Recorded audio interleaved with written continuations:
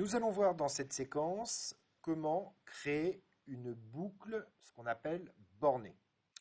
Alors, une boucle bornée permet, alors bornée comme une borne, bornée, permet d'exécuter une suite d'instructions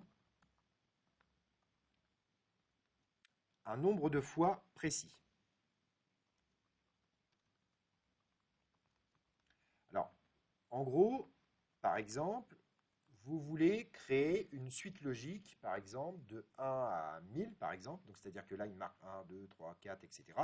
Donc, on appelle ça une boucle bornée. Pourquoi? Parce que ma boucle va tourner, en fait, 1000 fois. Donc, en fait, vous allez gagner un temps fou.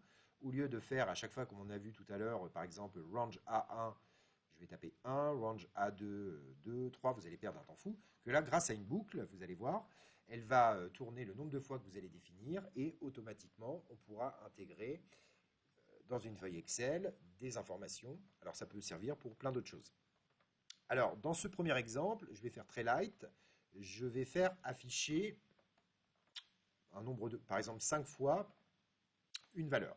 Donc voici l'exemple qu'on va faire ensemble. Si je clique sur procédure, vous voyez, la boucle, elle va tourner 5 fois. Donc là, il me dit la valeur de compteur est de 1, la valeur de compteur est de 2, la valeur de compteur est de 3, la valeur de compteur est de 4, la valeur de compteur est de 5. Et là, comme je lui ai dit, voilà, tu tournes 5 fois, quand je vais cliquer sur OK, il arrête le programme. Donc là, évidemment, encore une fois, ça ne sert à rien non plus. Et c'est très important de connaître la boucle for next parce que ça va nous servir pour des tableaux automatiques.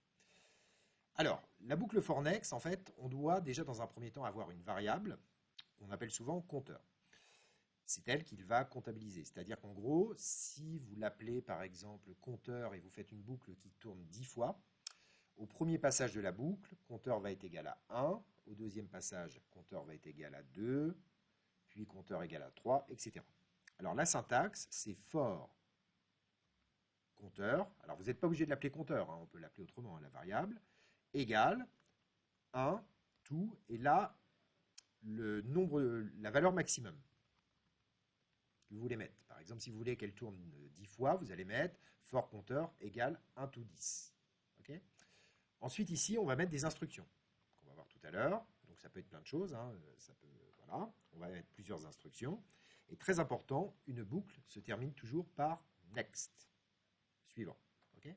Donc là, la boucle, elle va tourner autant de fois que vous avez défini ici. Alors, je vous invite, on va aller voir le code que j'ai écrit. Donc là, voilà. Alors, dans mon exemple ici, j'ai créé une variable compteur. Donc, cette variable-là va comptabiliser donc le nombre de passages. Donc on la met en integer puisqu'on va avoir 1, 2, 3, 4, 5. Donc je l'ai mis en valeur nombre entier ou chiffre entier. Ensuite, comme on a vu dans le cours tout à l'heure, je lui dis for compteur égale 1 to 5. Donc là, ça veut dire que ma boucle, elle va tourner 5 fois. D'accord? Donc là, je vais créer ma boucle qui va tourner 5 fois. Donc si je mets par exemple 1 to 100 ici, ma boucle va tourner évidemment 100 fois. Ensuite, juste pour l'exemple, je souhaite afficher la valeur de compteur. C'est pour ça que tout à l'heure, vous aviez la valeur de compteur est de 1, etc. Donc, j'utilise un MSGBox, la valeur de compteur est 2.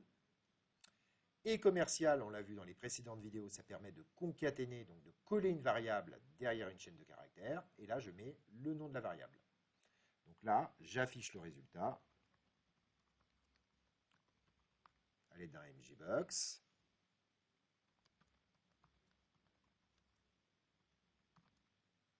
Et ensuite, je vais concaténer derrière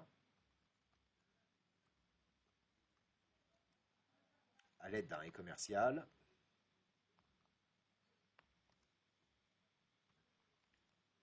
et commercial.